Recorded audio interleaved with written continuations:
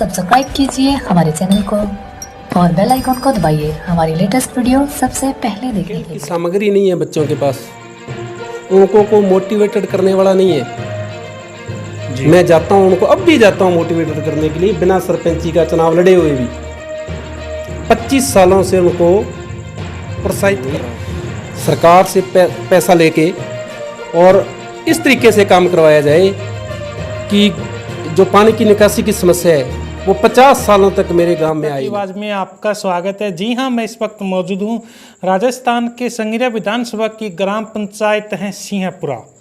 आपको बता देता हूँ यहाँ पर पंचायती चुनाव होने वाले हैं, तो इस गांव के जो युवा और युवाओं के बीच में रहने वाले और सबसे ज़्यादा एक्टिव रहने वाले दलजीत जी मान मेरे साथ में खास मुलाकात रहेगी।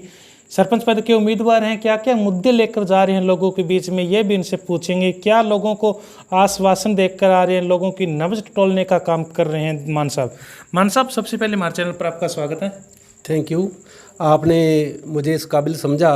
जी, मैं आपका धन्यवाद करता हूँ। मान साहब, सबसे पहला मेरा सवाल यही रहेगा, लोगों के बीच में जा रहे हो, लोगों ने आपको खड़ा किया था या आपका मन था चुनाव लड़ने का? मेरा कोई विचार नहीं था जी चुनाव लड़ने का, लेकिन जब गाँवों की समस्या देखते हैं और युवाओं की समस्या देखते हैं, गरीबों की समस्याएं देखते हैं जी, और वो चाहते हैं वो लोग भी मेरे जैसे लोग आगे आएँ और चुनाव लड़ें जी, तो उनके मद्देनज़र रखते हुए मैं चुनाव लड़ रहा हूँ जी।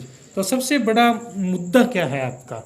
जो गांव की मैं बात करूँ, सबसे जैसे गलियों की बात करूँ, यह क्या आपका मुद्दा है? बिल्कुल है जी। मेरे को थोड़ा विस्तार से बताइए आप। ये जो गलियाँ हैं जी, ये सभी की एक साथ ही बढ़िया तरीके से बननी चाहिए।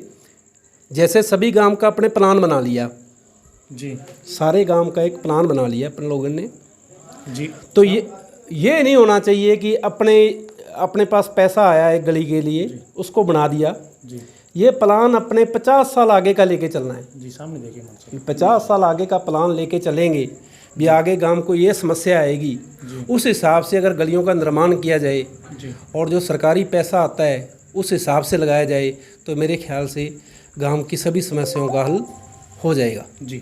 तो मान साहब, बात करूँ अभी पानी निकासी की, इसकी व्यवस्था कहाँ तक आपको विश्वास है कि कर दोगे? कुछ हद तक जो पहले मेरे से पहले मान लो जो बंदे चुनाव लड़े हैं और सरपंच बने हैं उन्होंने कोशिश की है, और मेरी भी कोशिश रहेगी भी उस काम को आगे बढ़ाते हुए उनका भी सहयोग साथ लेते हुए, जनता का सहयोग साथ लेते हुए, सरकार से पैसा लेके और इस तरीके से काम करवाया जाए कि जो पानी की निकासी की समस्या है वो 50 सालों तक मेरे गांव में आई ना जी। तो मान साहब, युवाओं के लिए आप तत्पर आगे रहे हो, मैंने गांव के लोगों से सुना है। क्या युवाओं के लिए आप ऐसा क्या करने वाले हैं कि युवाओं को आपको ही वोट दे? युवाओं को मोटिवेटेड करने के लिए मैंने पहले भी बहुत काम किया है जी। मैं खुद स्पोर्ट्समैन रह चुका हूँ, मैं उनकी प्रत्येक समस्या को समझता हूँ, उनकी हर समस्या को मैं, जैसे कि हमारे यहाँ स्टेडियम नहीं है जी, जिम नहीं है, एथलेटिक्स का ट्रैक नहीं है जी, खेल की सामग्री नहीं है बच्चों के पास, उनको को मोटिवेटेड करने वाला नहीं है जी। मैं जाता हूँ उनको, अब भी जाता हूँ मोटिवेटेड करने के लिए, बिना सरपंची का चुनाव लड़े हुए भी 25 सालों से उनको प्रोत्साहित कर रहा हूँ जी। और आगे भी मेरी कोशिश रहेगी कि ये सारी समस्याएं उनकी मेरे कार्यकाल में हल हो जाए जी। अच्छा जी, वेरी गुड, बहुत अच्छा जी। तो जी, खेलों के प्रति यानी इस बच्चों को सम्मान की बात करूँ, वो भी प्रोवाइड करवाओगे आप? जी जी जी जी। तो मान साहब, अब बात आती है शिक्षा के प्रति। जो आपकी पंचायत है शायद तक शिक्षित बन रही है, मेरे को लग रहा है अभी, तो शिक्षा के प्रति ये पंचायत कहाँ तक सफल हो पाएगी? देखो, शिक्षा के प्रति जैसे बुगलावाली गांव है जी, वहाँ स्कूल में अच्छी व्यवस्था बनी हुई है, वहाँ 12वीं का स्कूल है, दोनों गांवों की एक ही पंचायत है। हमारे गांव में अभी हाल फिलहाल में ही 10वीं का स्कूल बना है, लेकिन मेरी कोशिश ये रहेगी कि जो प्राइवेट स्कूलों में सुविधा मिलती है बच्चों को जी, वही सुविधा सरकारी स्कूल में उपलब्ध करवाई जाए, जिससे बच्चों को प्रेरित किया जाए जी कि वो सरकारी स्कूलों में पढ़ाई करें जी। जैसे अपन लोग प्राइवेट स्कूलों में बच्चों को बाहर भेजते हैं पढ़ने के लिए, तो वहाँ बहुत ज़्यादा पैसा खर्च होता है, बच्चों का बचपन छिन जाता है। कैसे? हमारे यहाँ से संगरी है 25 किलोमीटर दूर जी और 25 किलोमीटर है हनुमानगढ़, 16-17 किलोमीटर है सादल शहर।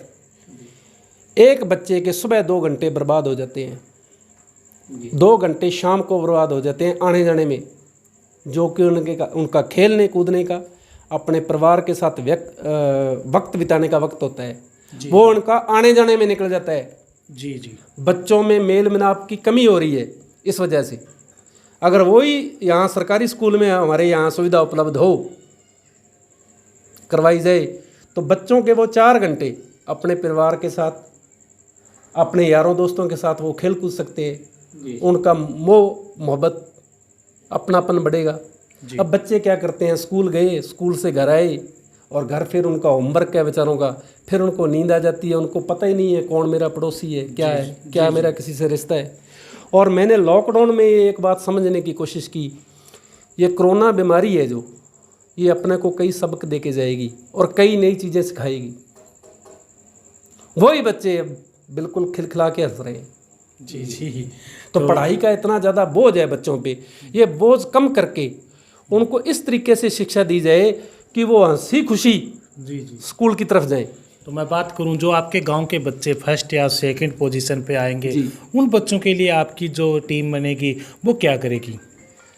हमारी कोशिश ये रहेगी जी कि उनको प्रोत्साहित किया जाए, कोई ऐसे इनाम रखा जाए बच्चों के लिए जो फर्स्ट या सेकंड आते हैं, या जो, ये ज़रूरी नहीं है कि पढ़ाई के क्षेत्र में वो फर्स्ट या सेकंड आए।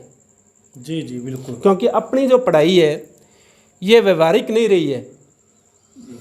व्यवहारिक का मतलब, जैसे किसी बंदे ने खेती बाड़ी से जुड़ा हुआ है जो बच्चा, जैसे कोई बच्चा परिवार खेती बाड़ी से जुड़ा हुआ है और बच्चे ने आगे खेती करनी है, तो उनको सिखा तो दिया जाता है कि ट्रैक्टर ऐसे चलाया जाता है, ऐसे चलाया जाता है, लेकिन वो ट्रैक्टर चला नहीं सकते।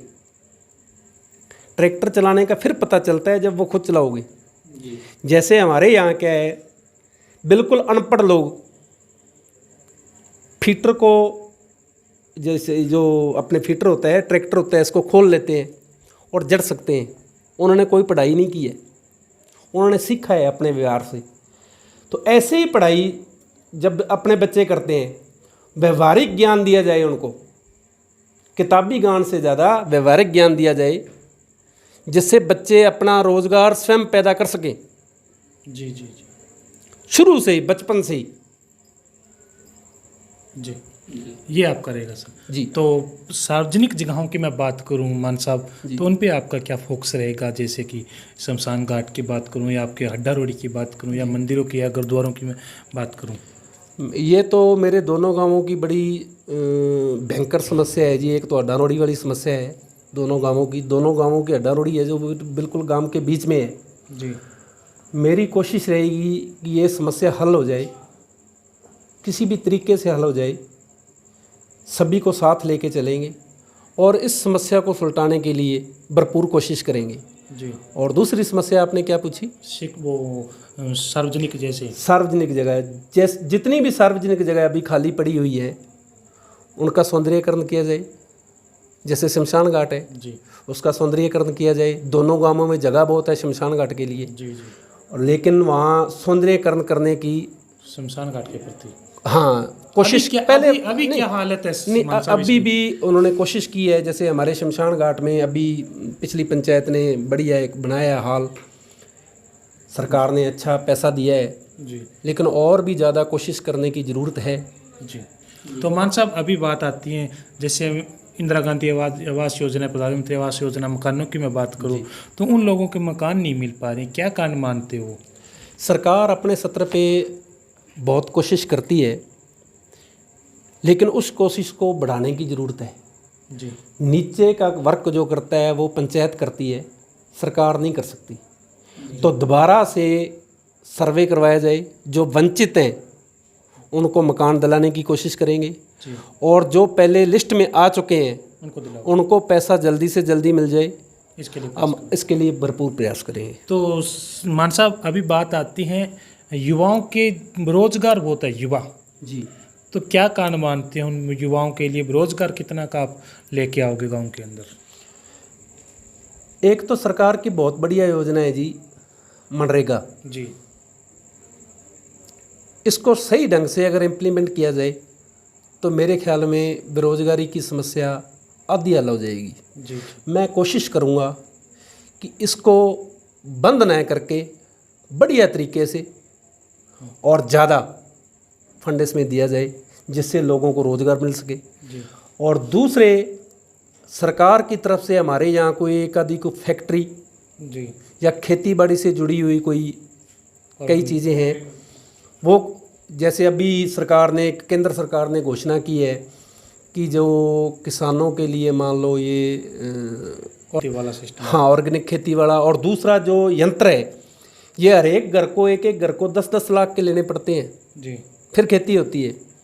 लेकिन वो कह रहे हैं कि एक सहकारिता के तरीके से एक मान लो एक जगह गांव में बनाई जाए, जी 80% पैसा गवर्नमेंट दे रही है उसके लिए, जी और 20% किसानों को देना है। तो वहाँ भी रोज़गार पैदा होगा क्योंकि उनको संभालने के लिए रखना पड़ेगा बंदों को। इस तरीके से भी रोज़गार पैदा किया जा सकता है बहुत सारे क्षेत्रों में। जी और हमारी पूरी कोशिश रहेगी, मेरी टीम की पूरी कोशिश रहेगी, क्योंकि बेरोज़गारी हमने खुद देखी है, जी जी भी इस समस्या को सही तरीके से हल किया जाए। जी। तो मान साहब, अभी लोगों के बीच में गए हो तो जीत से कितना का आश्वास है, तो मुकाबला कैसा मान रहे हो? पहली बात तो ये जी, मेरी ये जो लड़ाई है, या एक तरीके से चुनावों में आके लोग कहते हैं कि हमारी जो जंग है, मेरी लड़ाई किसी व्यक्तिगत नहीं है, किसी बंदे से नहीं है, विचारधारा। मेरी लड़ाई विचारधारा की है। जी और विचारधारा को जीतने के लिए टाइम लग सकता है, लेकिन सच की कभी हार नहीं होती। जी जी। तो चलो सरपंच साहब बातचीत करो, सॉरी मान साहब, बातचीत करने के लिए धन्यवाद आपका। Thank you. सरपंच भी बोल दिया आपको। Thank you. और मैं चाहता हूँ कि आप जैसे, अभी मैं बच्चे ही बोलूँगा क्योंकि उम्र से आप मेरे से छोटे हो, जी जी तो दोबारा से भी आएँ, मेरे से बातचीत करें। और क्योंकि जो इंटरव्यू है जो स्टेप से देते हैं, कभी अपने खुल के विचार व्यक्त करें तो वो और विचार होते हैं। जब आपने मेरे को ये बोल दिया कि ये कैमरे के आगे है, तो बोलने में थोड़ी सी हिचक होती है, क्योंकि मैं आज तक समाज सेवक ही रहा हूँ। और ये जो सरपंची वाला काम है, ये राजनेताओं का काम है, आप सेवा करो। नेताओं का काम है। मैंने तो सेवा करनी है जी और सभी को साथ लेके चलेंगे। जी। ये थे मेरे साथ में इस गांव के काफ़ी एक्टिव व्यक्ति, कहूँगा मैं, मान साहब को काफ़ी एक्टिव लगे मेरे को। ये तो 22 आने वाली 28 तारीख को पता चल पाएगा कि इनको लोगों ने कितना इन पर विश्वास कर पाए हैं और कितनी की वोट ये हासिल कर पाएंगे। लगातार हमारे साथ बने रहिए, हमारे चैनल को लाइक करें, सब्सक्राइब करें, ताकि आपको हमारी न्यूज़ हमारे चैनल के माध्यम से मिलती रहे। धन्यवाद।